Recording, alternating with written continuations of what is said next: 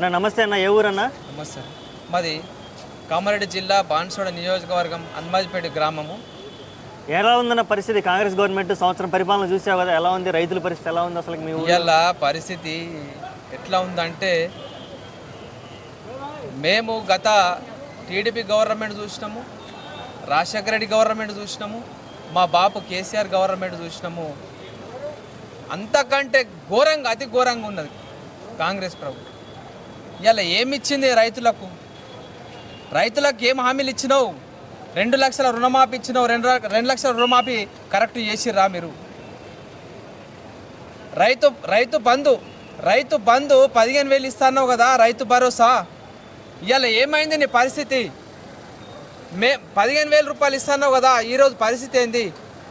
దిక్కు దివానా లేకుండా నీ ప్రభుత్వం 12,000 రూపాయలు ఇవాళ రైతు బంధు ఇస్తా అని చెప్పేసి అంటున్నావు. ఇవాళ రైతు బీమా పథకం ఒకటి ఉన్నది, మా కేసీఆర్ బాబు గారు ప్రవేశపెట్టినటువంటి రైతు బీమా పథకం ఏదైతే ఉన్నదో, ఇలా రైతులు చనిపోతూ ఉంటే వాళ్లకు మా ప్రభుత్వం, మా బీఆర్ఎస్ ప్రభుత్వం ఉన్నప్పుడు దినకర్మలు జరగకముందే వారి అకౌంట్లో 5 లక్షల రూపాయలు పడుతూ ఉండే.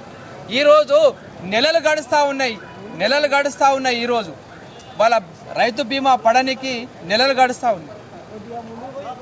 ఇంకోటి ఏంది, మహిళలకు 2,500 రూపాయలు ఇస్తామని చెప్పేసి అన్నారు.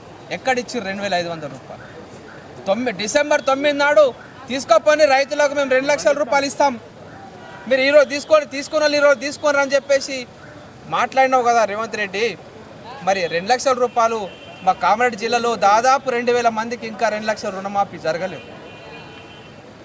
ఇంకోటి, మహిళలకు మేము 4,000 రూపాయలు ఇచ్చినాం పింఛన్, ఆసరా పింఛన్ ఇచ్చినాము, వృద్ధాప్య పింఛన్ ఇచ్చినాము, మహిళా పింఛన్ ఇచ్చినాము.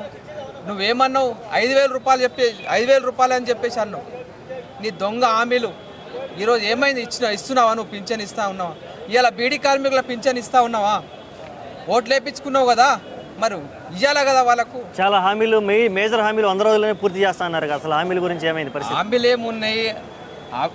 మా కేటీఆర్ గారు చెప్పినట్టు అలవి కానీ హామీలు ఇచ్చి ఒక దొంగ ప్రచారంతో ఎక్కడ పోతే అక్కడ దేవుళ్ళ మీద ఓట్లు వేయడం, వాళ్ళతో ఓట్లు వేయించుకోవడం, ఇదే విధంగా పని పట్టుకొని ఈరోజు ముఖ్యమంత్రి అయినావు కదా రేవంత్ రెడ్డి గారు. మీరు ముఖ్యమంత్రి అయినారు కదా, ముఖ్యమంత్రి అయిపోయిన తర్వాత ఓడ దాటినాక ఓడ మల్లన్న